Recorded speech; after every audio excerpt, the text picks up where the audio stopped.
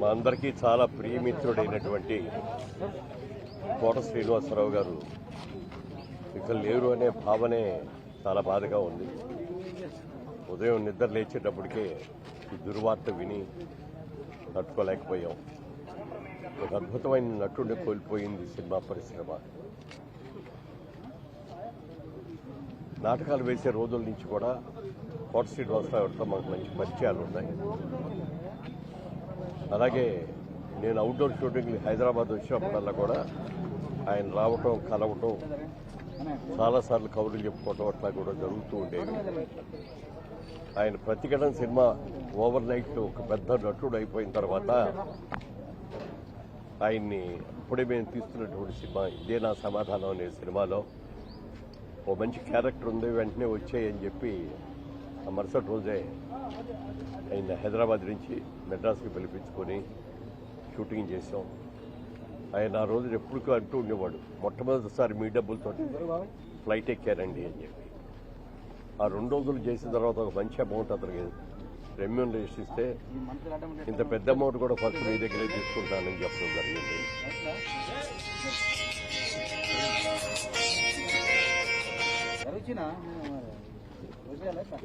ఆ తర్వాత అనేక చిత్రాల్లో మా జేబెరీ సంస్థలో నటించడమే కాకుండా చాలా చిత్రాలు ఇద్దరం కలిసి చాలా పాత్రలు చేయటం జరిగింది. ఒక ఎక్స్క్లూజివ్ నటుడు అతను, ఎవరిని అనుకరించేవాడు కాదు, తనదొక స్టైల్ లాగా అతను చేసుకుంటూ వచ్చాడు. విల్నీ పాత్రలో కూడా కామెడీ చూపించేవాడు. ఈ వ్యంగ్యం చేయటంలో అయితే అతని తర్వాతే ఎవరైనా సరిపోతే.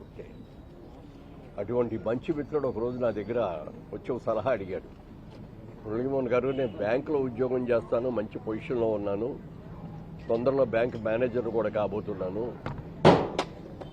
మరి ఈ టైంలో ఈ సినిమాలు అన్నీ వచ్చి ఏం చేయాలో అర్థం కావట్లేదు, సినిమాల మీద కాన్సన్ట్రేషన్ చేయాలా లేకపోతే నా బ్యాంక్ ఉద్యోగం కోసం చేయాలో అర్థం కావట్లేదని మీ సలహా చెప్పండి అంటే నేను ఒకే మాట చెప్పాను.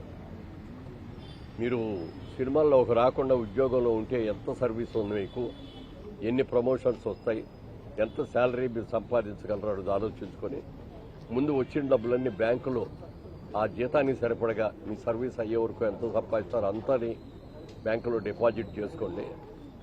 సినిమాల్లో బాగుంటే కంటిన్యూ చేయొచ్చు, బాగోపోతే కనీసం మీ ఉద్యోగం అయ్యా అది పోయిందే అని అనుకోకుండా ఆ డబ్బులు ఉంటాయి అని చెప్పిన సలహాని 100కి 100 పాళ్ళు పాటించి తర్వాత ఆయనే చెప్పాడు, సార్ మీరు చెప్పిన సలహా ప్రకారం నేను బ్యాంకులో ఫిక్స్డ్ డిపాజిట్లో ఇచ్చేసానంటే. సెంటిమెంటల్గా కూడా అందరితో బాగుండేవాడు, మంచి మిత్రుడు. నాటకాల్లో ఆయన చూసిన తర్వాత ఒకసారి క్రాంతి కుమార్ గారితో నేనే అన్నాను, ఒక స్టేజ్ మీద ఉన్నా అండి, మంచి యాక్టర్ బాగా చేస్తాడు అని చెప్తే మొట్టమొదటిసారిగా ఆయన్ని ప్రాణం ఖరీదని సినిమాలో క్రాంతి కుమార్ గారి సినిమాలోనే ఆయన వేషం ఇవ్వడం జరిగింది. ప్రతిఘటన సినిమా అయిన తర్వాత చాలా అసలు తిరుగులేని నటుడుగా, ఒక విలక్షణ నటుడుగా అతను మంచి పేరు తీసుకున్నాడు. తెలుగు, తమిళ్, హిందీ, కన్నడ, మలయాళం అనేక సినిమాల్లో ఎన్ని పాత్రలు నటించాడు అతను. కొన్ని పాత్రలు అయితే కోట శ్రీనివాసరావు తప్ప మరొకళ్ళు లేరు, ఇలా యాక్ట్ చేయలేరు అనేటటువంటి మంచి పేరు తెచ్చుకున్నటువంటి మంచి మిత్రుడిని, మంచి నటుడిని కోల్పోయిన అందుకు సినిమా ఇండస్ట్రీ చాలా బాధపడుతోంది. ఈ లోటు ఎవరూ తీర్చలేనిది. ఆయన ఆత్మకు శాంతి కలగాలని కోరుకుంటూ వారి కుటుంబ సభ్యులకి అందరికీ కూడా నా హృదయపూర్వక సానుభూతిని తెలియజేస్తున్నాను. Thank you.